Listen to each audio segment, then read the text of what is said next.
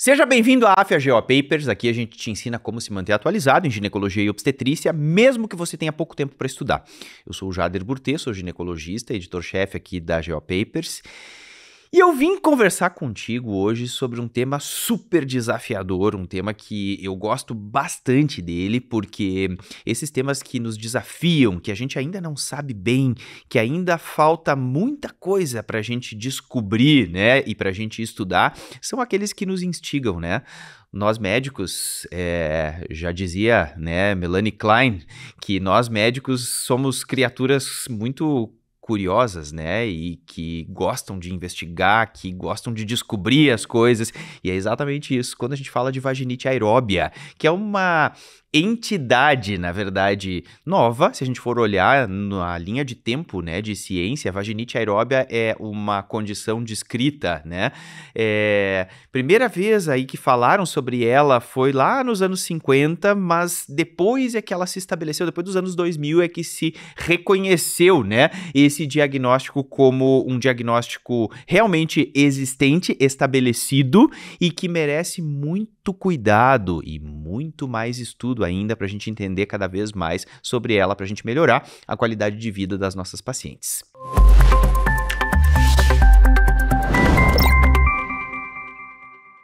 Então começo perguntando assim, ó, vamos refletir juntos, eu e você, o que é vaginite aeróbia?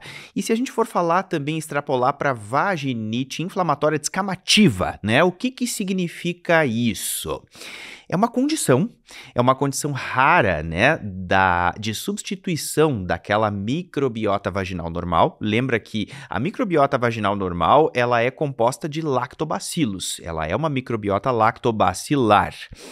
Em algumas mulheres, não se sabe exatamente qual é a causa, qual é o gatilho que leva a isso, mas existe uma substituição dessa microbiota lactobacilar normal, né, que faz parte da microbiota vaginal normal, substitui ela por cocos. Então a gente acaba substituindo, né, aquele predomínio de lactobacilos por um predomínio de cocos. A gente vai ter uma microbiota cocácea. Lembra que bacilo, né, é aquela bactéria que tem formato de bastão, né, que é o normal, é o que tem na microbiota vaginal, é o que predomina na microbiota vaginal normal. Coccus é aquela bactéria esférica, né? O nome, né? Coccus, tanto que ela pode ser agrupada em fileira, que a gente chama de Streptococcus, ou em cacho de uva, que a gente chama de Staphylococcus, mas os cocos são bactérias esféricas. E o que acontece é isso, é uma substituição, na verdade, daqueles lactobacilos por cocos, por uma microbiota predominantemente cocácea. Jader, mas o que leva a isso, né? A gente ainda não sabe, né? Não se tem ainda uma prova por A mais B. O que leva a uma substituição desses lactobacilos por cocos, né? Se sabe que esses cocos são majoritariamente enterococos, né? Fazem parte, na verdade, das enterobactérias, né? Da classe ali, do táxon das enterobactérias, que a gente chama. E essas enterobactérias, elas acabam aí provocando uma reação inflamatória vaginal, porque a gente vai ter muito recrutamento de células inflamatórias, vai ter aí um infiltrado inflamatório, a gente vai ter polimorfonucleares que vão acabar provocando uma reação inflamatória, e junto com isso também a gente acaba identificando aquelas células parabasais do epitélio vaginal. Então, se a gente for pensar do ponto de vista de gênese, né, a gente tem um tripé de coisas acontecendo. Uma delas é a substituição da microbiota lactobacilar por uma microbiota totalmente cocácea, né? Então, são cocos que vêm aí do trato intestinal, na verdade, são as enterobactérias. A outra, a gente vai ter um componente super importante de atrofia, por isso que ela é mais comum, né, de acontecer em pacientes pós-menopausa ou nas pacientes ali periclimatério, né, aquelas pacientes que têm entre 45 e 55 anos, é geralmente a faixa etária, né, que a gente acaba tendo esse tipo de ocorrência. Então, a gente vai ter um componente de atrofia por isso que a gente enxerga as células parabasais do epitélio vaginal. A gente vai ter um componente de predomínio de microbiota cocácea, né, que é uma coisa que é super importante também, e a gente vai ter uma reação inflamatória também importante.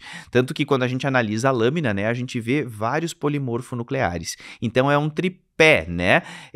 Infecção, no caso substituição, né, daquela microbiota normal por uma microbiota cocácea, mais inflamação e mais atrofia. Isso tudo é o que gera a vaginite aeróbia. E olha só que interessante. Quando a gente tem vaginite aeróbia, a gente vai ter vários graus, né, de vaginite aeróbia.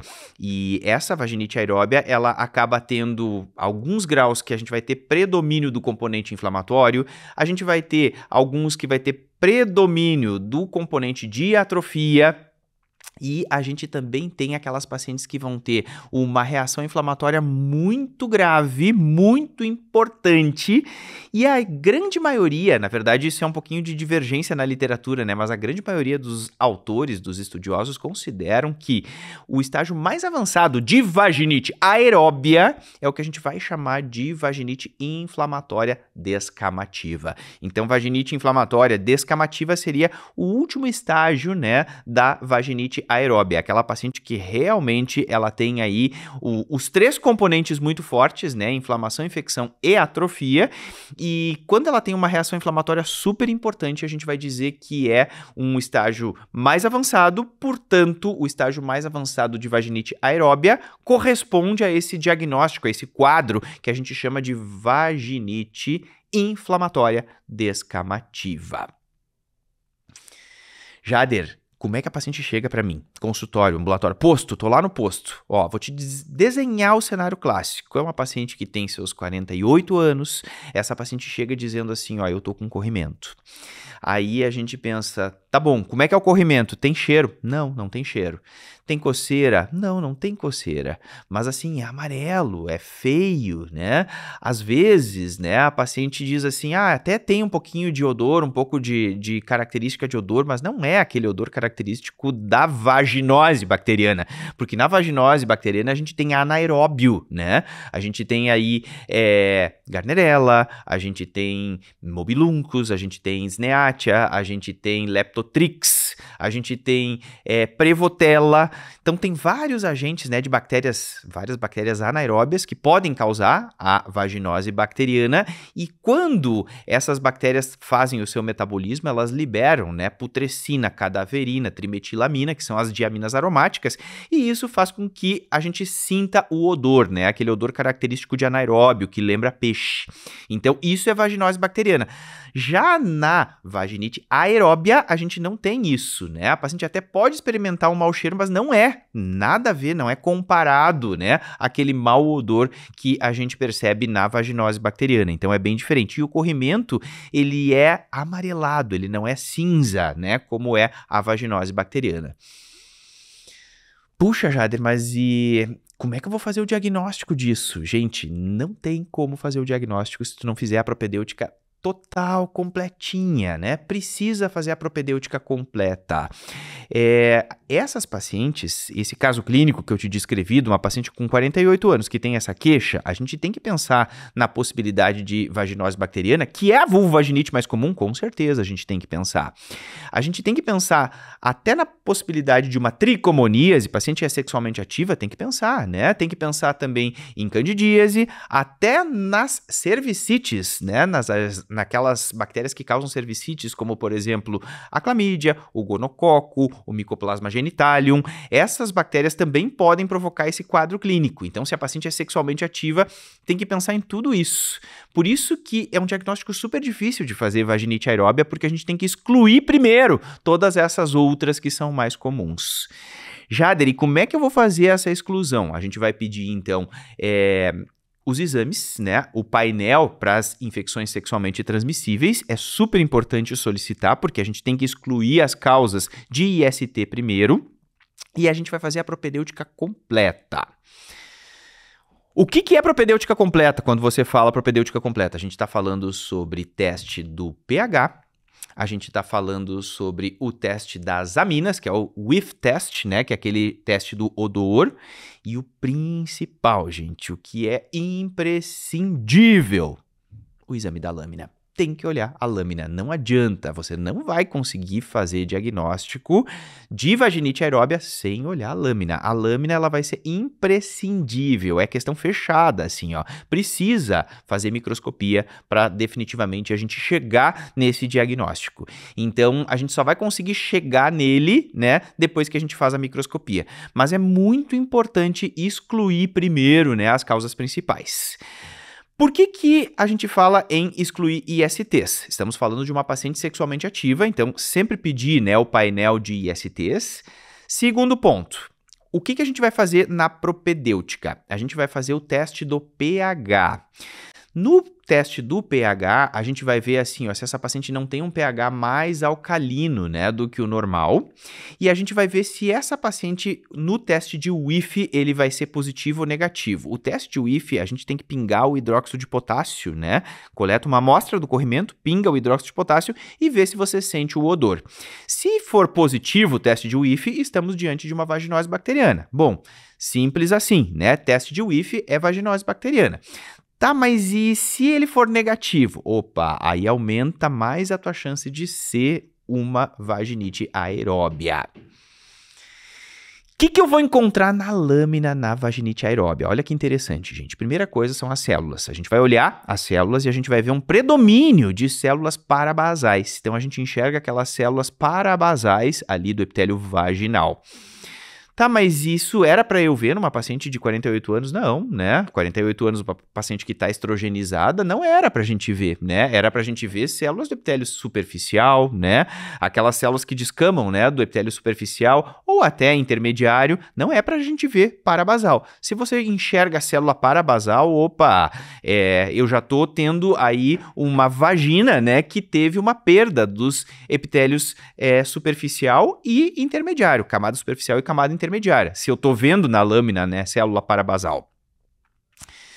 Segunda coisa, eu preciso ver se eu enxergo cocos. Eu vou ver, na verdade, na lâmina um predomínio, na verdade, de cocos. Às vezes a gente, inclusive, consegue identificar, né, que são estafilococos, que são streptococos. Então, a gente vai olhar a lâmina, né?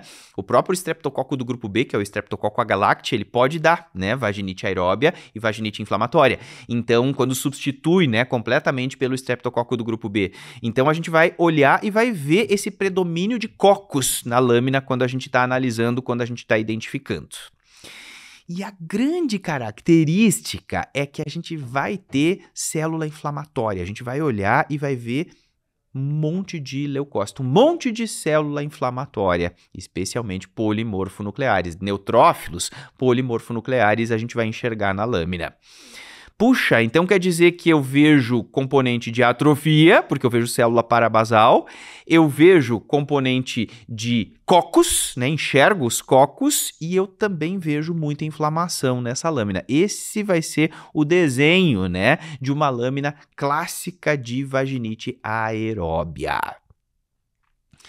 Então, gente, falamos sobre uma entidade que é bem difícil de diagnosticar, é uma entidade que ainda a gente tem muito para descobrir sobre ela, mas eu vislumbro, né, um horizonte que a gente já tem aí bastante respostas de coisas que a gente não sabia no passado e a gente tem sim como chegar a esse diagnóstico e a gente tem como tratar a nossa paciente. E ela geralmente chega, são aquelas mulheres que chegam pra gente, já passaram por 3, 4, 5 ginecologistas, já usaram metronidazol via oral, já usaram metronidazol tópico, ela já usou nistatina, já usou um monte de coisa e ela chega assim, ó, exausta. Ela diz assim, doutora, por favor, me ajuda, porque assim eu não aguento mais ficar usando esse monte de coisa. Me deram até esses produtos que eles colocam ali, polietileno glicol, né? Aquele monte de coisa no produto ali para usar via vaginal e no fim nada disso resolve. Eu quero só melhorar, só isso que eu quero, só quero melhorar.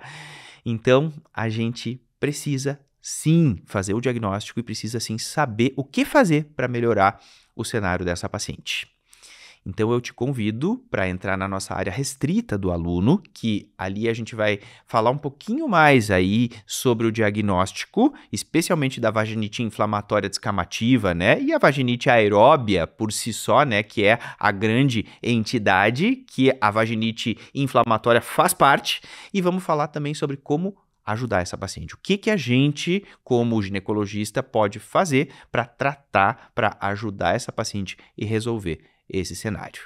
Beleza? Te espero então na área restrita para a gente discutir juntos isso.